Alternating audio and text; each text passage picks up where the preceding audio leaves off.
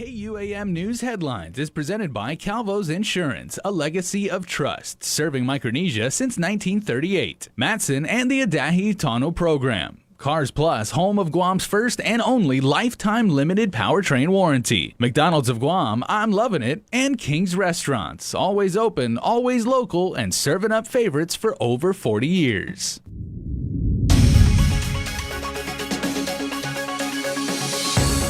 Now on Prime Time, fraudulent claims caused the Guam Department of Labor to put a pause on the latest batch of PUA payments. Plus, one Democrat lawmaker introduces a bill using digital technology for contact tracing. And on Thursday night, the Public Utilities Commission voted on the LEA. Hafa and good evening. I'm Adriana Cotero. The Guam Labor Department says it's getting a growing number of fraudulent unemployment claims, and that's what prompted GDOL to pause the release of the most recent batch of PUA payments. Nestor Lecanto reports. Labor Director David De La Sola says there was just too much suspicious activity in this week's batch of payments to send them out. Not only are we cleaning that batch, but we're also cleaning the days going forward and looking at those extra fraud measures to get them put into the system. So we're getting them put into the system so that when we do run the next batch and when we come in Tuesday, we'll take a look at that batch and hopefully it'll be ready to go. And it'll be a larger number with extra days attached to it. He says they've developed several new fraud filters, and the majority of the fraudulent claims and attempts to breach the system are coming from off-island. Every week, they are getting more and more sophisticated and harder to detect as fraud. And that's why it just keeps taking more of my resources. Now that we've plateaued as far as new claims, they've gone down. Fraudulent claims surpass the local claims going in. But that doesn't mean there isn't any suspicious activity going on locally, like people who ask others to file their claim for them, only to find out the money went to that person's bank account instead. But De La Sola says at the end of the day, it's the claimant's responsibility. You are self-certifying that that information is true and correct by federal law. You are self-certifying, not somebody who's putting in the claim for you. GDOL is also standing up an overpayment and appeals division with a focus on catching fraud. For Guam's News Network, I'm Nestor Lecanto. The latest update from the SBA on federal disaster assistance for local companies. For the Paycheck Protection Program, as of July 24th, a total of 2,176 loans have been approved for Guam businesses, totaling a little over $191 million. Nationwide, there have been more than 5 million loans. There have been a total of 1,224 economic impact disaster loans approved for local businesses, worth more than $72 million. Nationwide, there have been close to 3 million loans approved, totaling almost $164 billion. Now the latest on Guam's efforts to contain COVID. The Joint Information Center reports 2 new cases of COVID-19 on island. Out of the 340 test samples, the 2 tested positive through the Diagnostic Laboratory Service. The number of active cases on Guam is now 47, with the number of hospitalized now down to 2. Overall, there have been 356 confirmed COVID-19 cases since March 15th. Of the cases, 307 are civilian members and 49 are military service members. Some of the most successful countries in controlling the coronavirus are those that use digital technology for contact tracing. Senator Clint Rajel has introduced a bipartisan bill to require the same type of program for public health emergencies in Guam. I think with all those concerns, with opening up the tourism, with opening up the schools and opening up the island more, we need more tools to be sure we're able to trace anyone who has it and figure out who they've been in contact with so that we can start to test people and isolate people who are sick. Currently, public health contact tracers make daily calls or visits to people in home quarantine. Rajel says countries like South Korea use apps instead, and with great success. He says people can self-certify their health symptoms through the app, and public health can also track their whereabouts. Because right now there's no way to actually tell if someone stays at home, and I've heard reports of, of course people are people, humans are humans. People try to sneak out of quarantine or even just get away to the store. And really, public health has no way to tell right now except by the honor system. He admits people will be able to game the system by simply leaving their phones at home. But as a practical matter, Rajel questions whether most people will really want to do that. Nowadays, people don't even like to go to the store down the street without the cell phone. I mean, you walk out of this room and you don't have your cell phone, you're going back in the room to get your cell phone right away. People carry their cell phones on them all the time. He adds that there may also be people who feel the tracking violates their privacy, but the program, he says, is voluntary, so public health would then revert back to twice-a-day phone calls and surprise home visits. For Guam's News Network, I'm Nestor Lecanto. Senator Sabina Perez has introduced legislation to amend the Emergency Health Powers Act. During an oversight hearing back in May, Adelup cited the governor's superpowers in the EHPA when procuring local hotels that were used in the first round of government quarantine facilities. Payments for those hotels were done so without signed contracts. What was very clear from that oversight is that procurement law was not followed. In fact, there was this new route that was done. It was called emergency purchase, and so what my bill would do is would basically close those loops to ensure that proper procurement is followed. Bill 386 will remove the governor's superpowers to bypass local procurement laws and also creates a public health emergency purchasing task force, which would ensure officials like the Homeland Security Advisor and the government's chief procurement officer all involved in emergency procurement. During the first wave of procurement for the quarantine hotels, the governor's legal counsel, Hai Kun, took the lead. It really kind of reinforces that the procurement officials are going to be involved because, in the oversight, it was shown that, the procurement official, chief procurement officer, the Office of Homeland Security, they were in the loop, but they were somehow not involved in the final process. After the agreements with the first round of quarantine hotels expired, a new round of government quarantine facilities were secured following procurement regulations. In June, Hun resigned as the governor's legal counsel because of opportunities in the private sector. A sailor assigned to the USS Rafael Peralta is dead after an incident at the Gab Gab Beach Thursday afternoon. According to Lieutenant Commander Rick Moore, PAO for Joint Region Marianas, at approximately 2:08 p.m., the sailor was pronounced deceased at U.S. Naval Hospital, Guam. The name of the sailor is being withheld until the next of kin is notified, and the cause of death is currently under investigation. The ship is moored in Guam for a scheduled visit. And after being found guilty for the death and rape of 15-year-old Tamika Nauta, defendant Brandon Acosta has filed a motion for a new trial. Additionally, defense counsel William Poole asked the court again to exclude any evidence involving a burglary charge from a previous victim who was Nauta's neighbor. Attorney Poole argues that without this evidence, then there is insufficient evidence for all the crimes and to convict Acosta. As reported, there were several burglaries reported in the area prior to the homicide of Nauta. Court documents state, quote, the government failed to show the burglaries were similar, that the crimes were connected, or how burglarizing one property meant that you burglarized another property. It was just last week when a jury deemed Acosta guilty. He faces life in prison and sentencing has been scheduled for August 12th. Guam's Medical Malpractice Mandatory Arbitration Act has been upheld by Superior Court Judge Arthur Barcinas. The ruling on the MMMA was made in connection with a lawsuit filed against the SDA clinic by the parents of 5-year-old Asher Lubofsky. They blame malpractice by an SDA doctor led to the young boy's death. They argued that Guam's mandatory arbitration law was inorganic and unconstitutional because arbitration is too expensive and thus deprived them of their rights of access to the court system. But Judge Barcinas found that the purpose of the law was to maintain affordable health care by keeping malpractice premiums low. In his ruling, Judge Barcinas concluded that, quote, with the facts before it, that the MMAA is not the least restrictive alternative necessary to accomplish the legislature's purpose, unquote. However, he upheld the plaintiff's standing to further challenge the constitutionality of the law before arbitration. Power rates will remain the same for now. However, GPA projects that by keeping the surcharge where it is now will mean its fuel cost under recovery will balloon to more than $16 million by January. But Harecki says that the PUC is confident that it can be made up through gradual adjustments. All of the commissioners referred to the current economic conditions as the reason for maintaining the LEAC factor at 8.6 cents.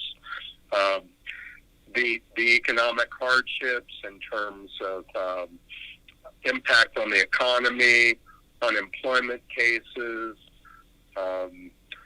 fact that many people have been laid off, the psychological impact of the current times.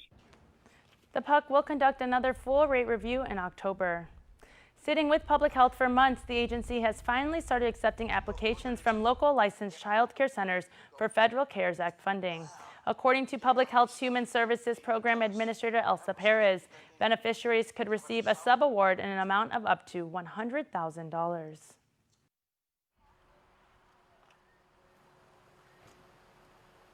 Once the application is turned in, we would review it and then submit it for, there's documents that would need to be signed. The final signing off on the sub-award or sub-grant would be the governor's signature. Once it's signed, then the money could be dispersed. Once we get the justification documents, we review it. We look at, we give ourselves like 30 days. If anything, if we can disperse it earlier than the 30 days, then we'll do that. But we have a time frame of 30 days for the first disbursement. The grant will help the economic losses experienced by the child care facilities during the COVID crisis. The deadline to apply is August 31st. For more information, email childcare@dphss.guam.gov.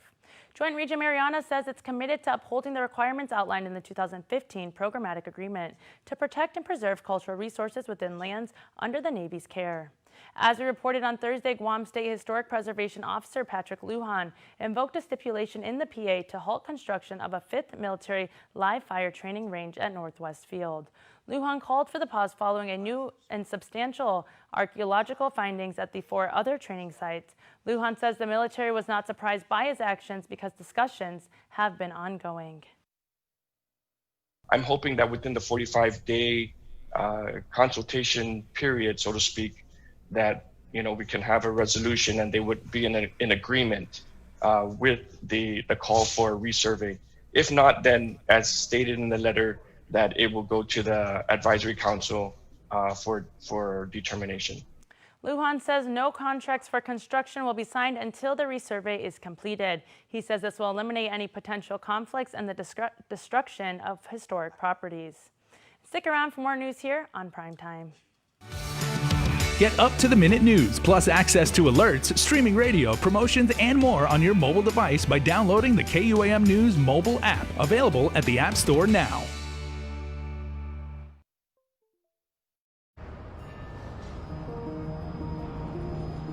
It makes myself and it makes my team members very proud to work for an organization that has been on island for many years with its focus on reliability, dependability, and commitment to the communities that they operate in. Matson's a great corporate citizen to the community. We all benefit from any sort of environmental commitment we make. One of the ways that we do that is with our Adahi Utano program. There's action behind it, and so action breeds commitment. With the Kaimana Gila coming to Guam, this brings a new age and modernization to the island.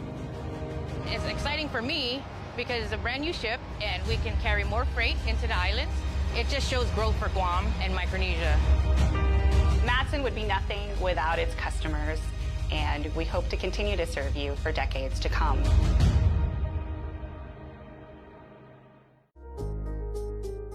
Social distancing may be the new norm, but connection will always be our tradition. Through good times and tough times, we remain connected with you. Masks may be the new fashion, but protection will always be our style. You can always count on us to protect the things that matter the most. Sanitizing may be the new routine, but caring will always be our practice. We care about your loved ones and the things you value the most. And as we welcome our new normal, one thing remains certain: we will always be here for you. We're open and ready to serve you. Calvo's Insurance, a legacy of trust.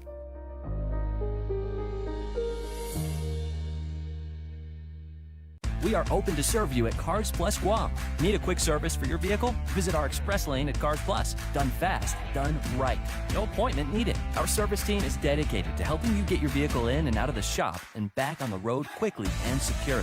Simply drop off your vehicle at our express lane driveway, and one of our service advisors will take care of it. Need a ride?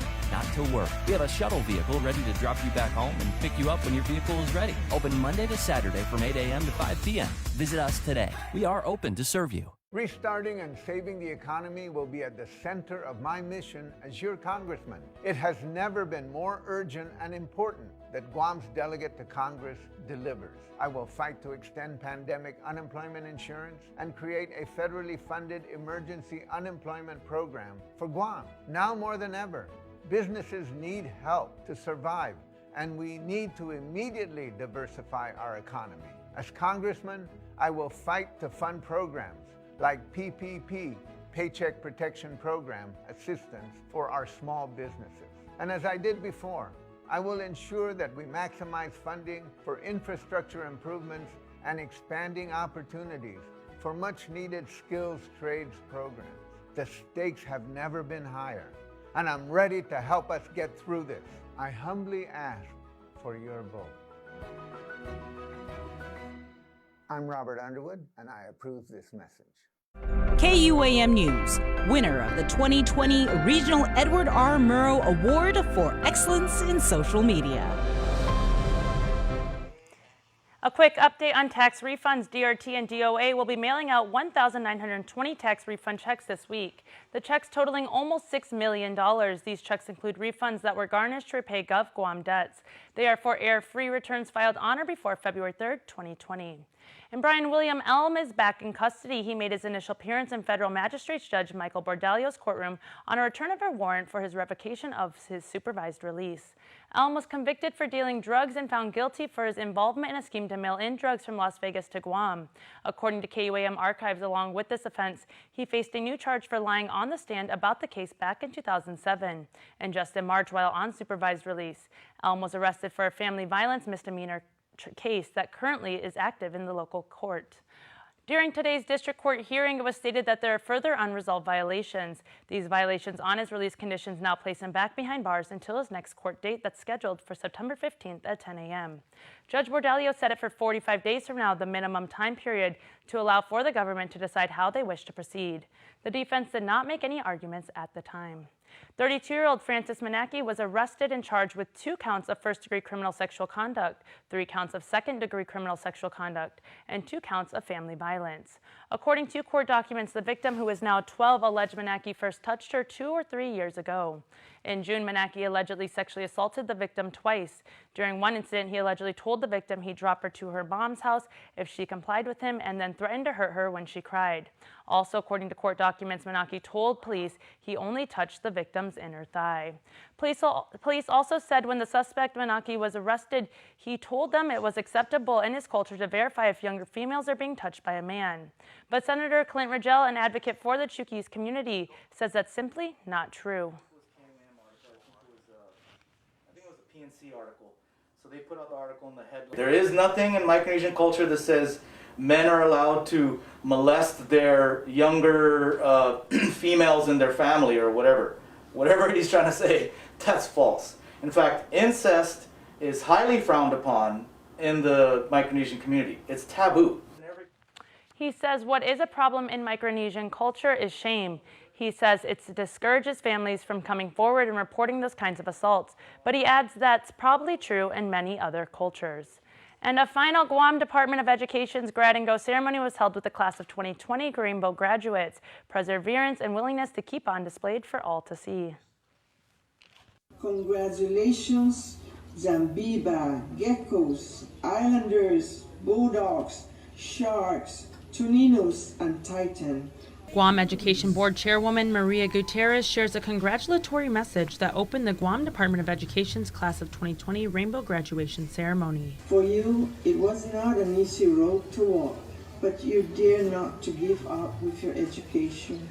You were able to make it through with flying beautiful colors just like the rainbow. Keeping their heads held up high and crossing the bridge to the next chapter of their life, the combined seniors from varying high schools on island were recognized for their achievement and motivation, despite any cloudy skies and dark times they endured. Thank you all for sticking with your goals, especially during this COVID-19 pandemic. It hasn't been easy, but all of you are examples of hard work, of dedication, of commitment, and of following through. The road to your diploma has not been smooth, but getting this far in your journey gives me the confidence that you can get wherever you choose to go in your lives. A drive-through grad and go commencement was held on the Southern High School campus grounds as the Rainbow graduates made their way to receiving their diploma. GDOE reminded them all of the clear skies ahead and all the light that's to come. Make the right choices, work hard, make us proud. KUAM congratulates you, Rainbow Class of 2020. You did it. Former Guam resident Rain Valdez is an actress, filmmaker, writer, and producer, and as of yesterday, she can add Emmy nominated under her belt. The Simon Sanchez High School grad earned an Emmy nomination for Outstanding Actress in a short-form drama for her portrayal as Belle Jonas in a YouTube series, Razor Tongue, which she also wrote and produced. It was also featured at the Guam International Film Festival. Valdez left to LA to pursue her passion for acting. It was something she knew she wanted to do at a young age, watching Whoopi Goldberg in movies and in her stand-up comedy. In a 2017 KUAM interview, she spoke about being part of the rise in trans actors and actresses in Hollywood. I think it's very important. I think, you know, we're not just one, we're not all the same, and I think it's important for the world to see different representations of trans actors and actresses. And so I think it's great that the numbers are growing. I think that Hollywood is finally opening up in a way that more roles are available for us. Second primetime Emmy Awards are scheduled for September 21st. In regional news, the wait continues for many CNMI residents growing frustrated as thousands remain without pandemic unemployment assistance months into this pandemic. Secretary of Finance David Attelig says financial relief is near. Here's more. More pandemic unemployment assistance is expected to be released in the NMI. Secretary of Finance David Attelig briefed media this morning. We were expecting a very large batch late last night, early this morning. And so once we receive the batch and get confirmation of, basically it's about over $30 million worth of payment payouts that we're expecting to receive this morning. And hopefully we'll process it before the 2 p.m. deadline. And if not, it will be processed after and it'll be credited tomorrow. The news comes as the Department of Labor is inundated with phone calls and visits, even with their recent community outreach. In terms of numbers, I don't have those numbers. I just know that we drew down an additional $35 million to ensure that we have enough funds to pay out what is anticipated to receive from labor to the Department of Finance. As frustration mounts, he responded to claims that funds are being intentionally withheld. Finance has no reason to hold any funds at all. We process what we receive from labor, and our turnaround is quick. We understand people need their funds. People need their money. People can use the money, and I certainly could use the funds circulating in our economy so I can generate some BGR and have that economic activity in our community. Governor Ralph Torres also asked for the community's patience. There's no reason for us not to move forward on it. I know that there's a great number of applications that has been done online, and I hope that we should be getting in the thousands, hopefully by today or tomorrow. For Guam's News Network, I'm Tomas Manglonia. On Thursday, the Guam National Guard held a send-off ceremony for the 254th Security Forces Squadron. The SFS is deploying 27 airmen to Southwest Asia to perform security and law enforcement missions in support of Operation Spartan Shield and Freedom Sentinel. Present for the ceremony were family members Governor Lou Leon Guerrero, Lieutenant Governor Josh Tenorio, and Adjutant General Esther Agiki. The airmen will be deployed for 6 months. And those with expired driver's license and Guam IDs between May 1st and the 15th can get them renewed tomorrow, Saturday, from 7 a.m. to 4 p.m. at Revan Texas main office in Barragata. Services will also be available for those picking up permits, scheduling operating chauffeurs, and motorcycle written exams. DRT also says late fees will be waived for all licenses and IDs that expire from March 14th through August 31st of this year, as long as renewal is done by September 4th. As a reminder, during Monday through Friday, services are by appointment only and can be scheduled at guamtax.com. Coming up, we have the latest installment of Head of Class. You're watching KUAM.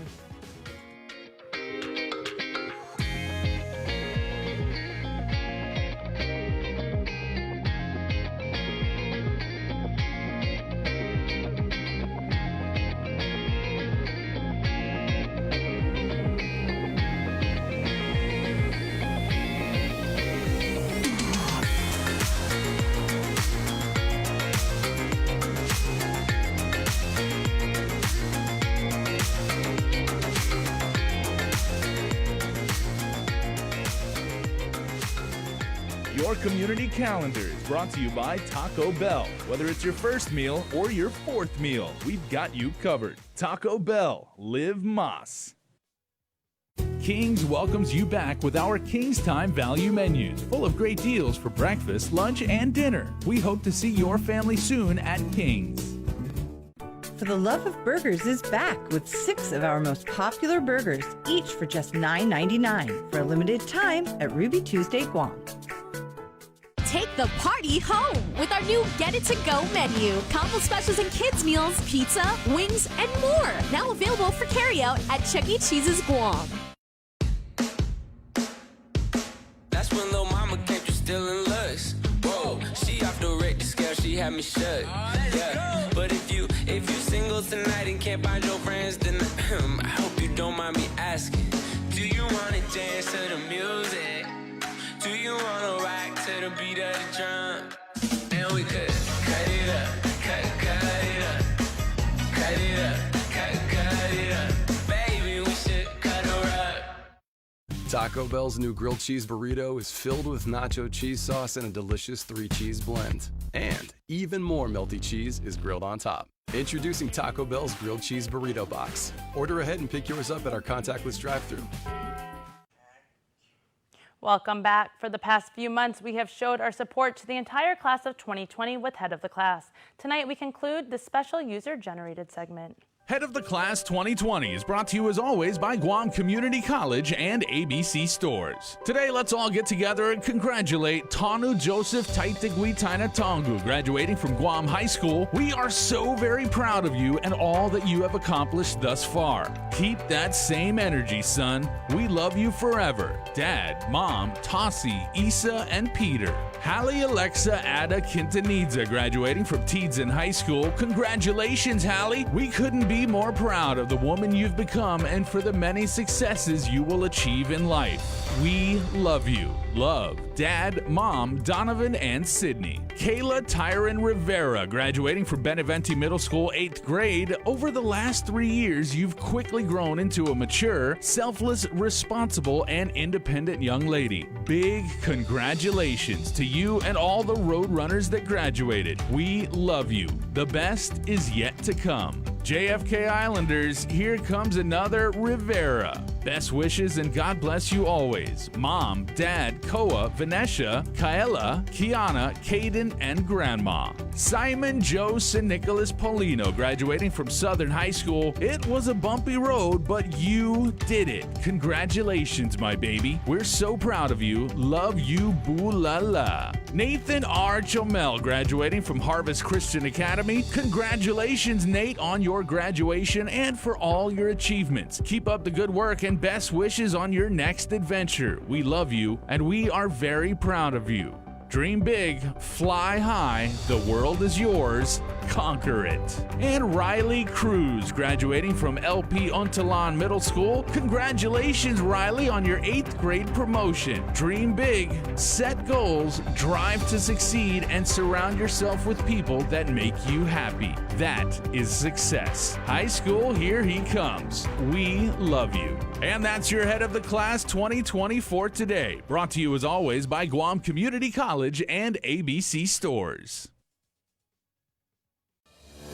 Chill out and and cool off. McDonald's is bringing back an ice-cold treat that we love. Slushies, available in 3 flavors. Fruit punch, cool blue raspberry, very popular, and the new pink lemonade. Each flavor now only $1.99 each. Try them all. Slushies are available for a limited time. Served at all Guam locations drive-thru in Tamuning, Hagåtña, Harmon, Mighty, and Jigo. At McDonald's, I'm loving it. Small businesses are an important foundation in our island's growing economy. They provide essential goods and services to our community while preserving local traditions and creating new job opportunities. Your responses to the 2020 Census of Guam will help small businesses receive the information they need to thrive for years to come. Respond today. Together, we can make a difference. And before we close out the news tonight, our latest round of birthday shoutouts from the Cold Stone Creamery Birthday Club. The last day of July is a happy birthday for some very special Guamanians. And why are we emphasizing our syllables today? I have no idea, but I am stoked because it is a happy birthday to Katrina Marie Deaconata. Happy birthday! You might forget that you're getting older, but never forget to wash your hands, wear your mask, and practice social distancing. That is a awesome bit of advice and an incredible birthday shout out too. Good job, guys. John Ignacio Rogi Perez Duenas, happy birthday to John. Love your family and friends. Enjoy your special day and many more birthdays to come. That is really, really cool. That's heartfelt. Trisha Marie DC Muña to a very special woman on her birthday. Surprise, Trish. Happy birthday. Beautiful. We love you so much. God bless and protect you always. Love from your Muña and Dela Cruz familia. Double the love. Gotta love that. Franklin Kiticho Sr. wishing Senior a happy birthday from your family, and they say they wish you good health. Truly, the gift that keeps on giving. All right, we've got a double shot of birthday shoutouts to Ron and Roland Santos. Happy birthday number 5-8 to the Dingas, Ron and Raul. And, told you, Ron gets double the birthday wishes as happy birthday blessings to our main Ron Santos. Wishing you abundance of love and blessings today, tomorrow, and always. Mateo Mortera, happy birthday to the Teo in Project Teo. Thanks for continuing to be an amazing man, musician, and doggy daddy. From the Bugs, and happy birthday from all of us at KUAM. Happy birthday to Bob Onadera from your family. Have a great day, Bob. Christian Rios, celebrating birthday number 13. We love you. Say mom, dad, and all the way from Italy, Nikki. Italy is awesome. Getting birthday love from Annette. I hope they send you some food because Italy is incredible food. Janae Certeza Perez, happy birthday to you, as well as Dana Mansipit. Those two have birthday wishes today, and hope all of their friends and family are sending their the very best. And a happy belated birthday wish, because born on the 30th, Juanita Blas. You will not find a more wonderful human being on the planet than Juanita Blas. Juanita, you've been a dear friend of ours. Happy birthday to you. And everybody who was born today, have a fantastic island weekend. Remember, you can be part of the Cold Stone Creamery Birthday Club by registering online on KUAM.com. Please make sure to include with your photo your name and birthday. And it's that time of the week where we announce the winner of a yummy Cold Stone Creamery cake.